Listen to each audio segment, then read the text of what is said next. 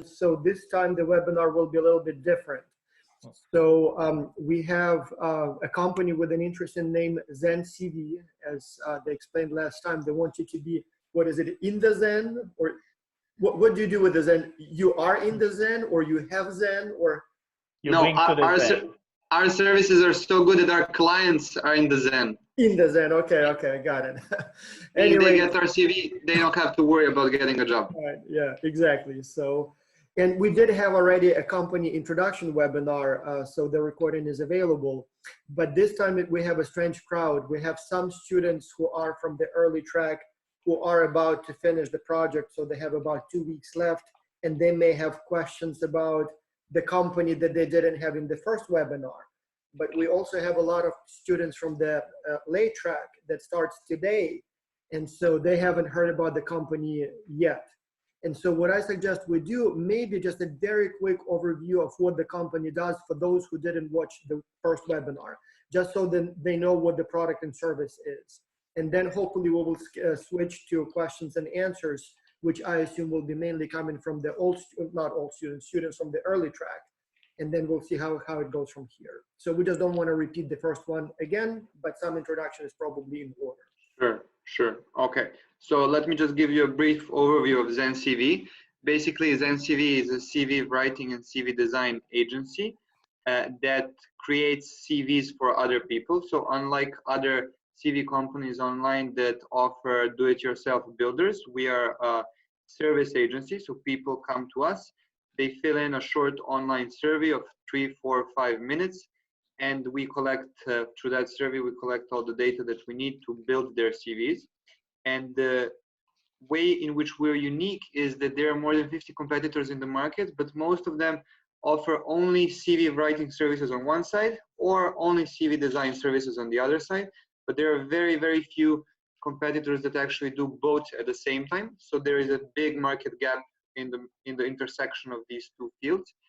So basically we built our business model around that. We offer both CV writing and design services in parallel, and we do it in such a way that we can offer our services for a fraction, literally fraction of a price compared to our competitors, which offer only CV writing services for more than 150 pounds or dollars or euros. We do both CV writing and design for students. Our starting prices are from 30 euros, and then later we have stronger prices for each of persona. So for each cluster, the more experience that they have, the higher the prices get. But we don't want to stop there. So we don't want to be a CV design and writing agency forever and do all the CVs in-house, let's say. What we want to do is we want to build a platform, which is going to be a freelancer platform like Upwork or Fiverr, where anybody from anywhere in the world can come to our platform, open a profile, and start offering their services, specifically starting from the CV writing field. And then later, of course, there will be possibility to expand further. But how we want to differentiate ourselves from Upwork and Fiverr, where you can already find freelancers doing CV design and CV writing services. Basically, those platforms are pretty generalized, so you can find everything from cooking consulting to building websites to legal consulting, whatever you want, you can find on those platforms. So they don't have a level of software needed to specialize the tasks. So how we plan to differentiate is by building a custom-made project management and artificial intelligence tool that will allow our freelancers to build a CV in 30 minutes instead of 3 hours. So that's how we're gonna fight the competition there. So let's talk a little bit about, again, for the first timers who hear about you the first time. So you help with the basically finding a job, right? And so how does it work? Let's say I'm on the market and I do have some sort of a CV, but I don't know if it looks good or bad, I don't know. But let's say I'm applying for jobs and nobody's calling me back. So I kind of suspect maybe my CV and cover letter are not very good. And so I then hear about ZenCV, and I hear that if I come to them for a little fee, they will solve all my problems. So how does it work step by step? What happens after I decide to work with you? So you decide you want to work with us, you fill in an online questionnaire, which is around a few minutes. Basically, we try to understand your personal profile, your professional profile. We create a unique story for you. So we enhance the contents of your CV, and we create a design that will suit your character, but also match your employer expectations. So we don't do super visual, fancy graphics in pink if you're applying for a financial industry. Right, right, right. And so this is done by a human. So once I apply, it's not artificial intelligence. Somebody, an actual human, will actually look at my application, right? Correct. So we are human-centric. There will be an actual person doing the service for you. And then in terms of the service, so you say CV, CV, CV, but my understanding is that you do a little bit more than just that page with my record, right? Do you do also cover letter? Do you do any other type of advising? Exactly. The core services are CVs, but we also have adjacent services like LinkedIn optimizations, cover letters, academic cover letters, business cards. Also, if you need to do prepare, some interviews require PPTs, we can help you with creating a beautiful PPT. Or also, what is PPT? Slides, you mean? Yeah, yeah. Nice, yeah. For example, we had one example where a person was applying for the marketing director for EMEA region for one luxury cosmetics brand, and we were a part of the interview process was to develop a PPT presenting the go-to-market strategy for some of the countries, and we developed a beautiful design for a 20-page PPT. Also for the first. So you basically then take a person, develop sort of like what you call a persona, and then all of those business cards, cover letter, resume, slides if needed, links in profile, all of that would be sort of done around that persona in the same style, same colors, same sort of theme, right? Correct. That's interesting. I never thought about that. Again, maybe academic jobs work differently, but I never thought about sort of creating this whole universe of, you know, kind of gives you already some tips. And then, so it's all done by a person who would be assigned to the case, or a team of people managed by one person. Like, who does it on the kind of back end? So what we don't see. Are those people behind you? Are they working on somebody's CV? I see there is someone working. Yeah, that's my co-founder and my fiancée Federica. She's working on something right now. I don't know exactly on what. Yeah, basically in the back end we have an engineer. It's usually a team of people doing the services for each person. So we have psychologists, we have HRs, and we have professional designers, graphic designers mostly. And yeah, basically, as you said, you said it very nicely. We try to create this personal brand identity, personal visual identity, and then we can embed it in your CV or cover letter or business card, whatever. These people are all external, right, Vlad? They are not part, these people that work for you are all freelance, basically, that works externally. They're not part of the company. Is that correct?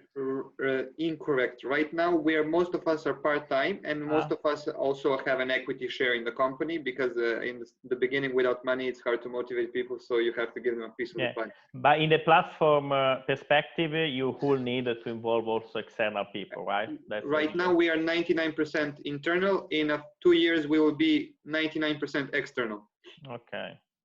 And so you mentioned psychology. So again, creating a resume and LinkedIn profile and so on and so on. So as I understand, there is much more than just graphics. I mean, when we think about your services, or at least when I watched your first presentation, I thought you just have a bunch of graphic designers who will make those, you know, beautiful looking either CV or slides. But it looks like there is a lot of psychology and HR or other types of science behind it. So it's not only about the colors and the fonts, it's about how you say it, where you put it. Is that correct? What else goes into it? So there are many elements. You're spot on. One important element is that building a CV is a kind of an art and a science. There are certain elements that need to be included, and it's very hard to grab the attention of recruiters, because HR recruiters usually receive more than 300 CVs per job post, so they spend very little time reviewing each CV. So the trick is to grab their attention in the first 6 seconds, and to do that is both an art and a science. So our know-how is definitely helpful when it comes to that, but more than that, our HRs try to understand. We believe that every person is unique, so we try to extract that unique part of yourself and try to present it in a certain way, kind of make it a marketingly beautiful presentation of yourself, also following the expectations of your future employer. So we're not there yet. We don't have the know-how for each industry, but we're building our expertise, and we more or less understand what each industry needs. Yeah, I see you have a lot of research assistants there. So there was a little dog, or was it a cat? Correct, it's a dog. Yeah. And then, so Frederica, is that the Frederica from the challenge instructions? Your whole, oh yeah, you have little. Here is the CEO of the company. What's the name? She is the Chief Inspiration Officer. Chief Inspiration Officer. Hi, everybody. And so you are the Frederica from the challenge instructions, right? You know, it all started with a girlfriend looking for the, okay. Exactly. So okay, nice to meet you too. So everybody read about you in the document, but now we actually see. Everybody knows me. Okay, the whole team is here, so very nice to meet you all. Nice to meet you. We're gonna build a CV for Luna soon. Yeah, very nice. Yeah. One question then. So okay, you can build it all. Yeah, you can build it all for us. But how does it work if I need multiple copies of the CV, or if I'm applying for different jobs and there may need to be some sort of adjustments for the job? How does it work with people who have sort of like a serial need, not just one job, one CV? That's a good question. So first, the CVs are editable. So we provide the finalized version in a format that you can tailor to specific job posts. Currently, we don't give the opportunity to make multiple versions of the CV. We're working on that as well. Right now, when you fill in the questionnaire, we collect information about exactly where do you want to send the CV. So we tailor the CV to that specific position. But we're open to work on your CV even further after the finish line if you want to apply to different positions as well. Or if there are a few different positions, or we can do a different thing. If there are a few positions where you want to apply, we can try to merge the requirements for each of those positions and kind of make a hybrid that can cover all three of them, or four, or two. And so, yes, you mentioned format that is suitable for me. So I can request that CV to be created in, let's say, Microsoft Word or something like that. So I can then make modifications when I'm applying for new jobs. Correct. We can do it in Microsoft Word, Microsoft PPT, and also Adobe Illustrator. But mostly we suggest for the format to be PPT because it can be saved in PDF without being corrupted, and it offers also the ability to easily manipulate all visual elements in a way which is better than Word. Yeah, Word with all the margins and everything, it messes up a little bit. Yeah, that's true. Exactly. Very good. And so one more question just to get the full picture, then we will move on to questions. So students, if you have questions, you can ask them in two different ways. You can type your questions in the Q&A window. So there is a button at the bottom of your screen that says Q&A, questions and answers. You can type your questions there, or you can raise your hand. Press the button that looks like raised hand, and we will add you here to the panel, and you will be able to ask your questions. Exactly. But the question everybody has, pricing. So how does it work now? How do I pay? How much does it cost? What is, how do you determine the price? So the prices are different for different levels of experience. We want to appeal to the student audience and millennial market as much as we can. So we try to be as cheap as possible. Of course, we can't offer our services for 5 or 10 euros because still manual labor involved. Our prices for CV writing services, so only CV content, are 30 euros for students. The design price is the same. So if you would merge the two, you would get both for 60, but we offer some discount, so you get both for 50 actually. So 49.99 is the price for our package, which we like to call from zero to hero. So if you don't have design, you don't have content, we do everything for you for 50 euros. Mm-hmm. And then LinkedIn profile, that's an extra, that's a different. LinkedIn profile extra would be another 30. It's actually not too bad, because I imagine it probably takes at least an hour of manual work for someone to get it done, right? So True. That's not too bad. True. And I'm guessing, if I had to do it myself, it probably will cost me a whole day, and it's not clear if the product will be any good. So I think it might be totally worth it. Do you do any research? Stefano, you had a question? Yeah, I have 3 questions if I can. The first one, what if someone needs more clarification about your output? So is it possible to get in contact with you live, also through a Skype, or generally you just communicate through email and so on? Yeah, that's the first one. And go on with this one. Yeah, it's a good question. We had lots of doubts. People were wondering what is going to be the quality of our output. Yes, we definitely work. We try to work as closely as possible with our customers, and they have 3 channels through which they can reach to us. We have our emails on our website, we have our phone numbers on the website, and we have the online chat on the website. So we're pretty available. So you offer kind of live discussion, okay? And connected to this, I think you are helping with your project, of course, the students to, let's say, to capture the attention of the HR with the CV. But then there is a next step, which is the basically the interview. And have you ever thought about offering also some services that help the candidate to, let's say, face an interview? Because this is another important part, of course, of the game. So maybe you are able to capture the attention, you are called, but then you make big mistakes during the interview. So are you thinking about evolving your business model? Because that's something that they might consider to help you in your challenge. So that's why I'm asking. Absolutely, it's a very fair point. You can have the best CV in the world, but if you go to the interview and you light up a cigarette, probably you're not going to get the job. So yeah, we're working on it currently. We don't have the product ready yet. We are working on creating kind of an interview simulation. So you tell us where you want to apply, and we prepare the interview, and we kind of try to do the interview preparation with you. First simulation, then give you feedback to prepare better. And also we're working on creating kind of generalized training materials on how to prepare for an interview, what to do, what not to do. Okay. And my third question is, all this happens in what languages? Italian and English, or are you thinking also you are ready for other markets? And Serbian, I think, also because it's your native language. Italian, we have native Italian, English, and Serbian speakers on our team. So those are the 3 core languages that we have.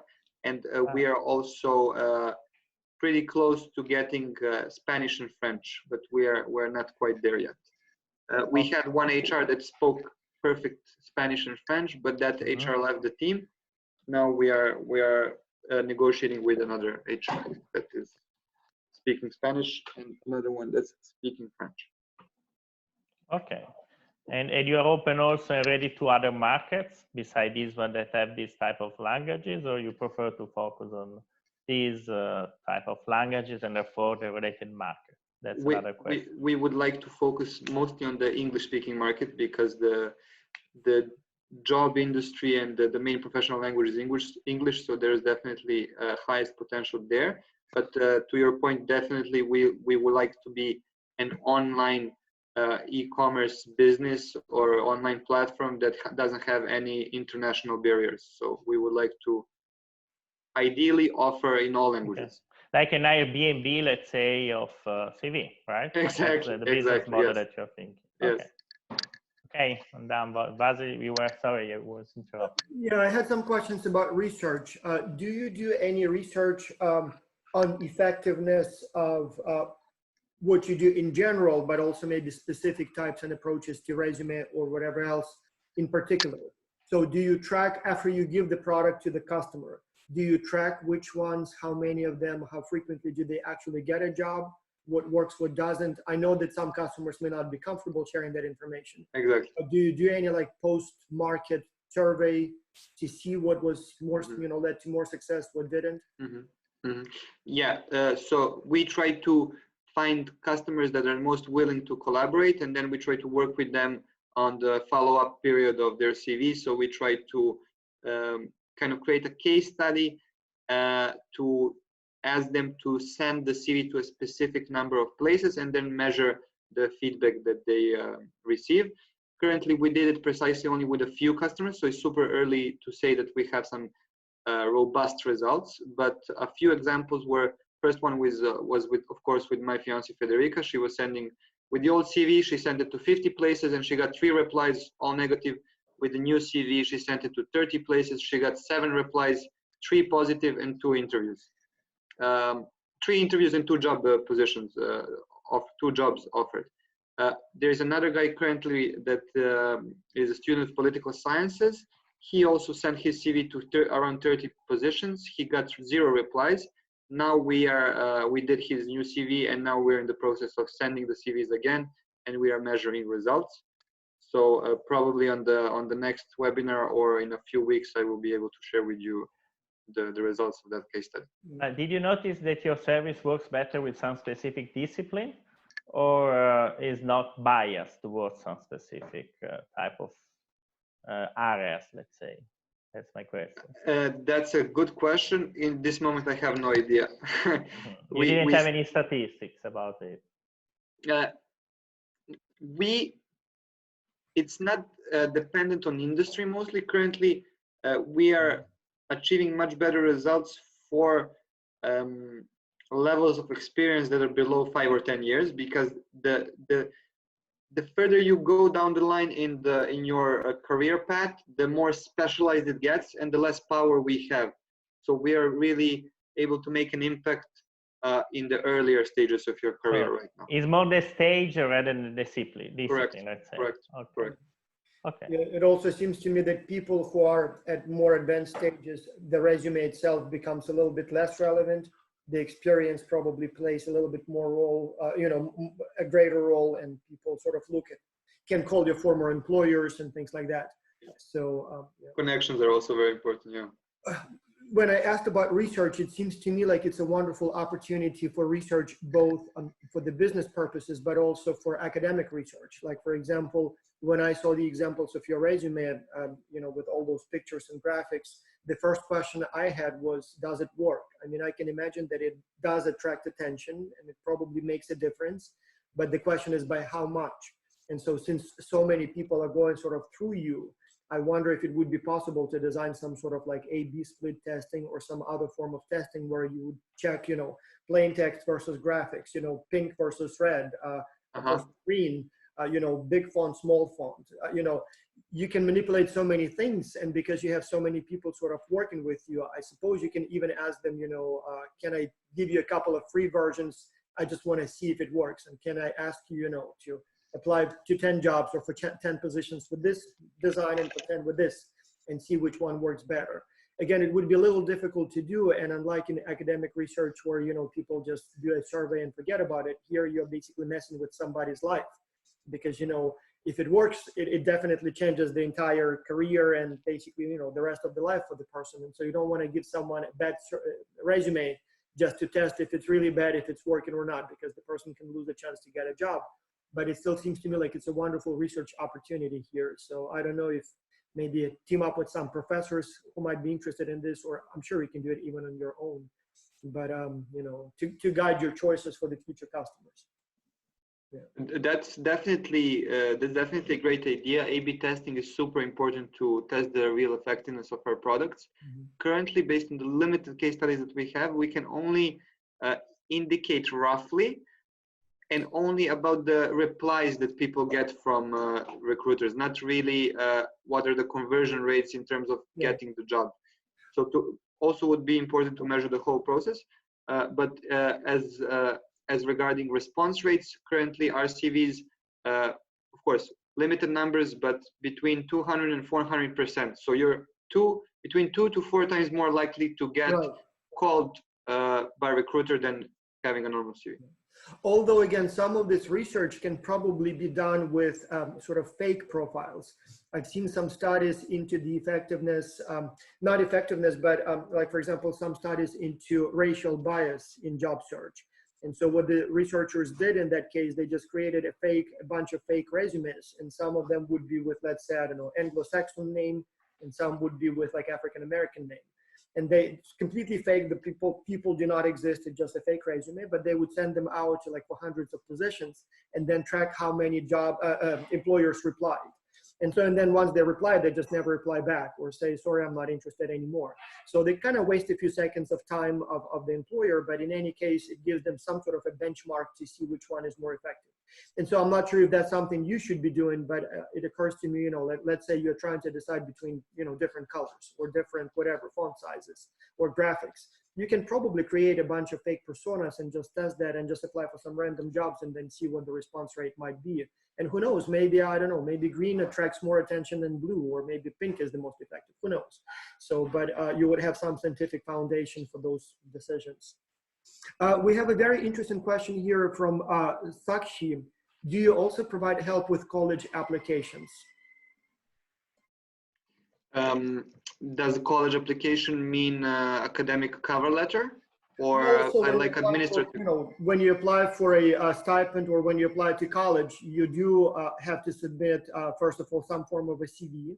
And then there would be also some sort of like a, you know, statement of purpose, I guess, similar to the cover letter. I guess the rest probably is a little bit more mechanical, like the transcript or recommendation letters. But at the very least, there will be a few documents that are sort of kind of like an application for a job resume. So it can be related also to scholarships, for instance, I mean, yeah. or programs. Sometimes, you know, you might participate to some symposium, like the X-Culture Symposium, if someone wants to support his application and so on. Yeah, so, we can. In fact, for the X-Culture Symposium, we do ask for a copy of the resume. So, and we do look at it. So.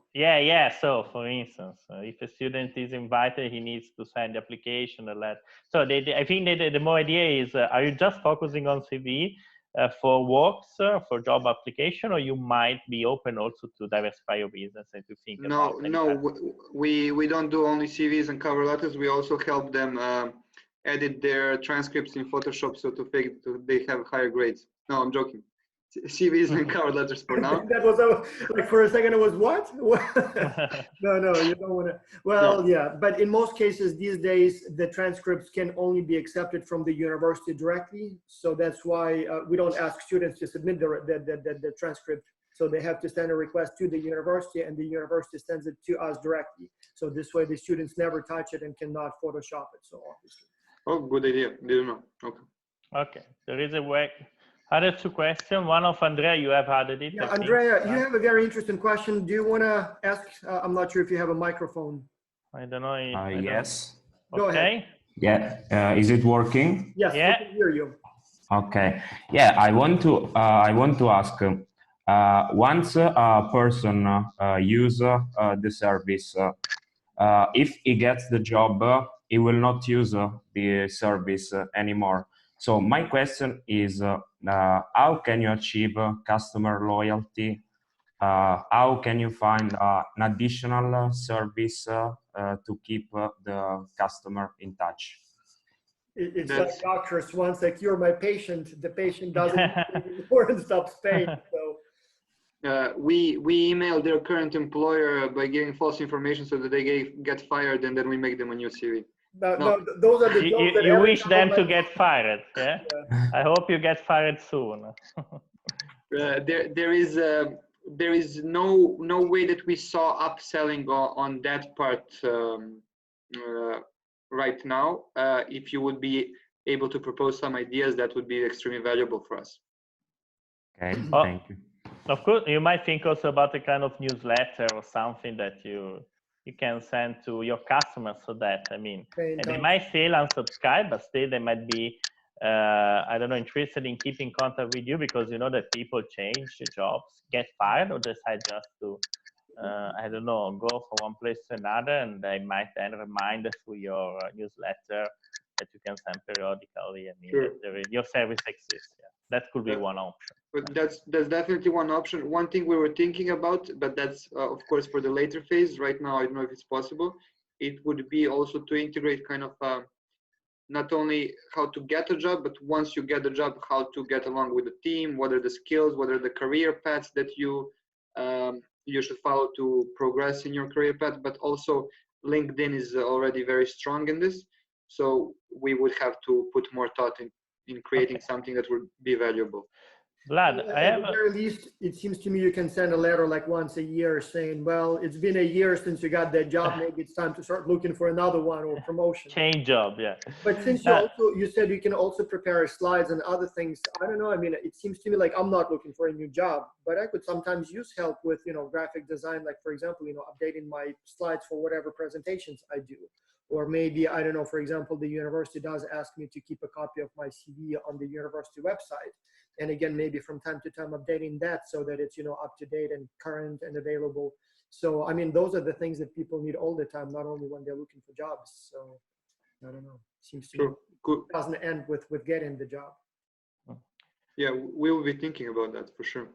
Yeah. Vlad, I have another question which goes back to your business model. So I think I understood that you basically help a person once he has already decided to apply to a specific job, no? Because also you are trying to match your CV and your cover letter based on the job application. But sometimes people let's say, has more confusion in also searching the type of job he wants. So he decided he doesn't know where he has to apply. So I don't know if you have also in this phase of profiling people and also helping them, orienteering, a kind of orienteering phase, helping them to find the right application for them, and so on. I don't know if this is part of your business as well, or only you provide your services in the next phase once you know where to apply, or you also help them to decide to find where to apply. Okay. It's an interesting idea. We are not working currently in the orienteering phase or the career consulting phase, but we are planning we are considering expanding there. It's not in the stage of planning, I would say. We're not sure. We are discussing it. Okay. Okay. So that's another direction towards which students can, let's say, try to explore possible collaboration, partnership, or whatever. Oh, okay. Sure, definitely. That's a big space. I remember when I was younger, I went to some professional counseling and professional orientation courses, and it helped me a lot to become more self-aware and then be able to choose something based on that. And so, Vlad, another perspective that I want to explore. Do you offer your service only to people who are searching for jobs, or also you're thinking to have among your customers, and so to reverse your business model, a kind of headhunting, so helping the companies who are searching for a person to find the right profile, or to design, let's say, for instance, the right job advertise and so on, to try to find the right profile. So I'm thinking whether you are only looking at the demand side or also on the supply side. So also very interesting question. Right now we are I have it in one PPT, maybe later I could show if there is enough time. We have 3 potential pivots that we would like to do. One of the pivots that we would like that we could potentially take is the one that you just said, so kind of integrating this supply side on the platform as well, so that we don't only not give only our service to people who want a CV, but induce the need for a certain job position and then offer the services. Also, we were thinking of kind of creating our own software that would facilitate the job application process for companies. For example, Gucci here, we know that Gucci receives 6,000 applications for each job position. And the way that they manage it currently is they look at the first 100 CVs and that's it. So they don't really get to the best candidates from that big sea of candidates.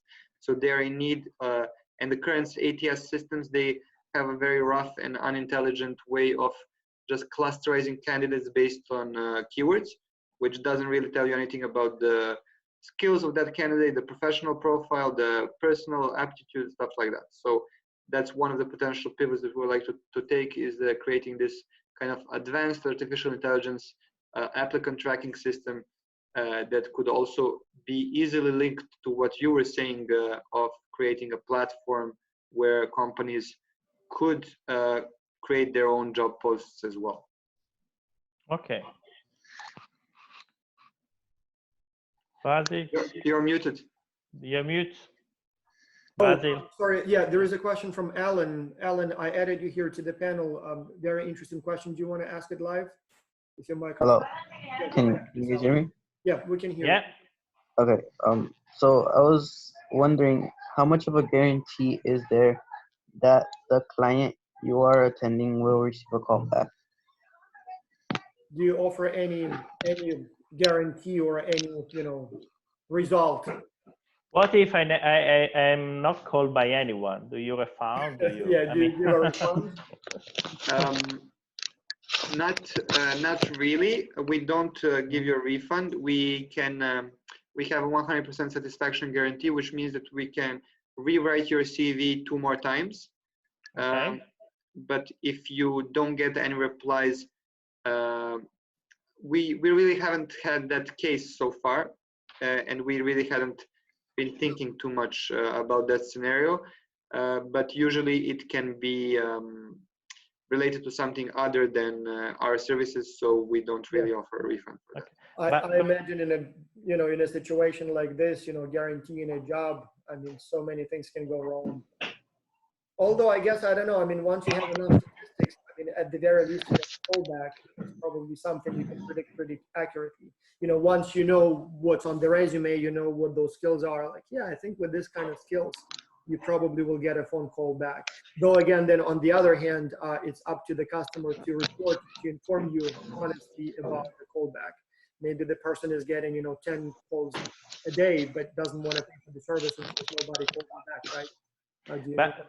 But do you have a matrix that you can use? I don't know, maybe guarantee is probably not the right word, but on average, what's happening is that you get answer from, I don't know, 50% of your submission. So do you have a matrix or some measure that you use to give a measure of the success? Not really, no. I think we will be able to integrate that once we will have some solid numbers, so that we can also protect ourselves. If we know that our CV, from our case studies, our CVs get, I don't know, on average 30% replies, so we can say if you get less than 5% replies, we will give you the money back. But even that, I mean, tracking that number would be so difficult. I mean, you have to rely on the customer to do the math.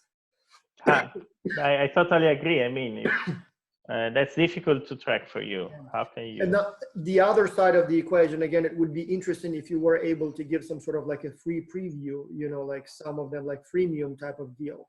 But again, I mean, so would it be like I design half of the resume for free and then you pay for the other half? I mean, like it becomes a little difficult here. But I imagine many people would want to try and just see if it's really working. So I'm not sure there is much we can do with that. So maybe could be an interesting extension of our business model to create kind of a software as a service where we also you pay a monthly subscription, and then as long as you're paying the monthly subscription, we would also kind of support you through the interview process and also guarantee that you get the idea. So some sort of a subscription. We have a bunch of questions that Simone sent here in the frequently asked questions. So one, are you able to release the specific financial numbers, such as your revenue, profits, number of subscribers? Are any of those numbers available? Students want to know. And again, since it's sensitive private information, it's okay if you say we don't want to release those numbers. I would be able to release those numbers, but you will have to give me some time to consolidate them because they are kind of messy in many different Excel files. So something that would be nice and easy to understand, I would need some time to create. And then there is another question about the customers. Again, so one of them is about the customers, new subscribers per month. But then also, if you can give it by the demographics, like younger, older, basically a typical customer profile. And if there are different profiles, what are the relative numbers to most of your, what most of your customers look like? Okay. Not to waste time, I would invite you to read the business plan document that we have connected to the case that Vasil created, which is our kind of a 30-page business plan. Detailed business plan of what we want to do, but roughly there are 4 main personas that we want to address. First is the student market, so between 19 and 25. They usually spend their time on social media. They are more contemporary. They are millennials. They're more relaxed. Then we have the other segment, which is between 26 and 31. Similar logic applies, but they're a little bit more serious. So the kind of material that we need to serve to them is going to be, let's say, less on the funny side, less on the inspirational side, more on the kind of serious factual side, and so on. And then we also have another cluster for 31 to 36. So it moves more into the professional waters as we go up. and then we have the latest cluster that we have is 36 and above, which also gets completely different information served in order to be attractive. So different tactics for those people. Okay. Let me go back. So and then do you have information on which industries your customers usually are applying to? So what are the industries that basically your customers want to be in? I assume you don't have any limit, so people can use your services for applying for jobs in any industry, right? Correct. So, but most of them come from a specific or with an interest in a specific industry? That's a good question. It's still pretty early to say with confidence, but we had a few people from consulting. So consulting definitely happens to be interested. A few people from marketing, because also it's a kind of a slightly creative industry. So design is allowed and visualizing data is welcome. We also had architects that are not really good in graphic design, but wanting to have something beautiful. That's what stands out for now, but and that's a very good point. Pretty general. Yeah, that's a very good point. I assume that different industries are sort of the level of openness to creative resumes is a little different. Like in academic, I don't know, Stefano, the academic resume, like a professor. Would we even consider adding some fancy schmancy graphics? I suppose why not, but I mean, aren't we a little bit more standard in that respect? Yeah, on average, I guess we are standard. We are quite. I mean, we have this long list of publication activity that we are doing is quite peculiar, but yeah, probably so everybody cares. Everybody cares about your publications essentially. Yeah, it's the opposite of what an average CV should be. Is not concise, is full of text and full of information, but that's a typical standard. But I think it's a very peculiar type of CV. Yeah. A well-designed CV doesn't necessarily include fancy graphics. You can just have a clean, simple, and a minimalistic disposition of elements to guide the eye naturally to most relevant pieces of information, also, which could be applied to the academic world as well. And honestly, I mean, I don't think, like, for example, I don't know, I mean, would it be too much to do a quick demo here? So if I shared my screen and I open my own CV, which is a boring academic CV, like as boring as it gets, can you maybe take a quick look and, provide some quick pointers or some quick criticism? Like if I go to my resume, so that's my CV. That's right. Messed it up a little bit because I needed to add some statistics there. So in my publications page, I added some numbers that I should have removed. So you can see my CV now, right? Yeah, I see it very.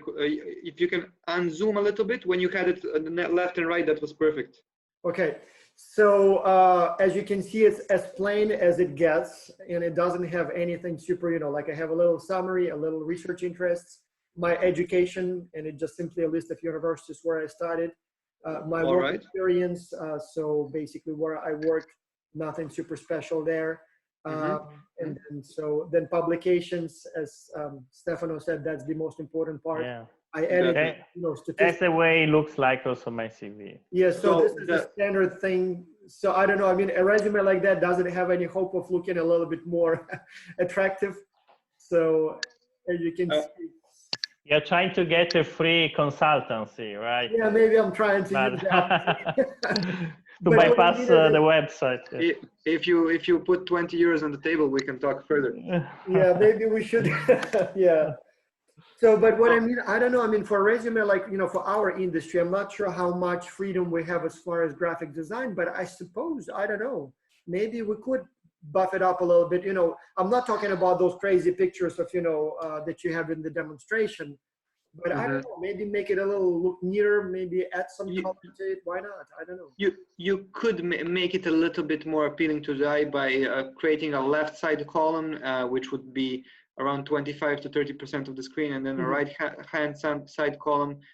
It will also render the CV a little bit more space efficient.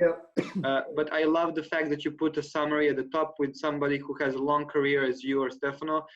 instead of just going through 20 years of details and details and details, which can be super dull and boring.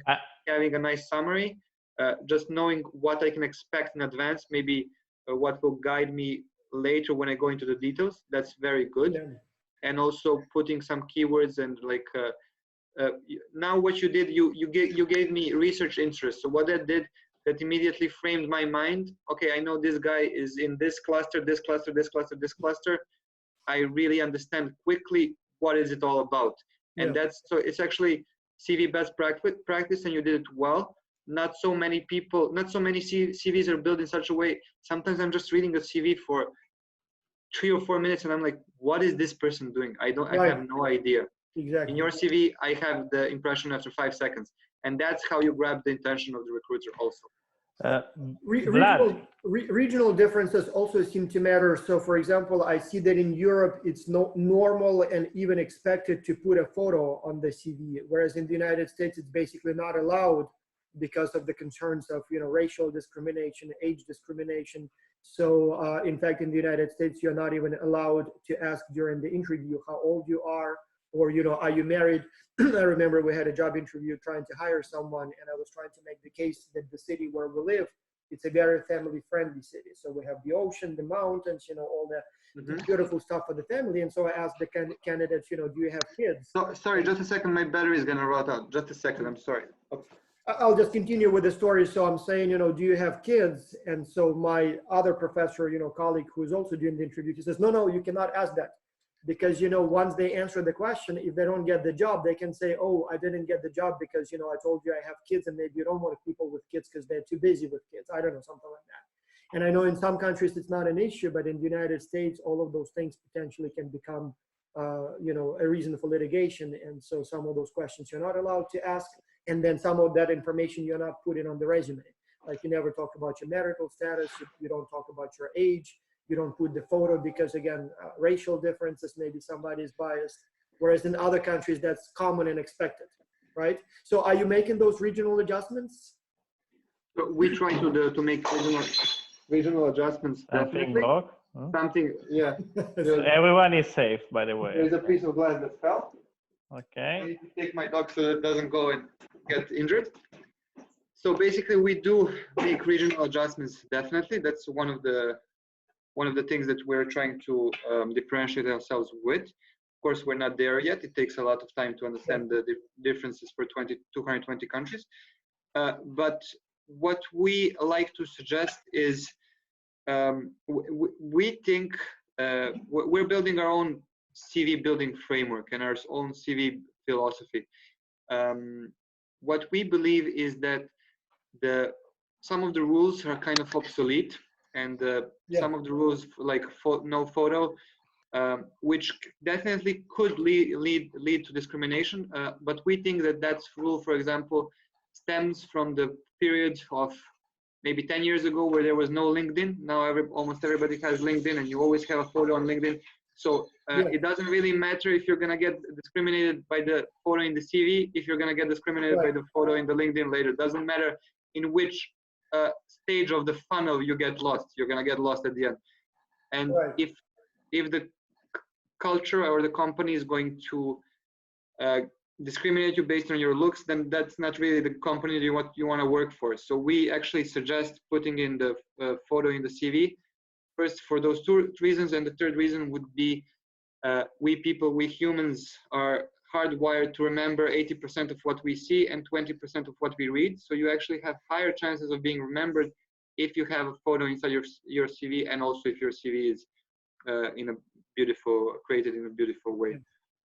Vlad, I have a very quick question. Then there are 3 questions that we may ask from the students. And my personal question is, to what extent do you see the career service that typically are in the universities as competitor rather than as potential partners? So I don't know if you explore this area, because students typically before sending a CV, they just go to the CV, to the career service of the university. Every university has one of these type of services, and to what extent do you see them as a competitor rather than whether you have explored the opportunity to have a partnership with them? That's my question. Yeah.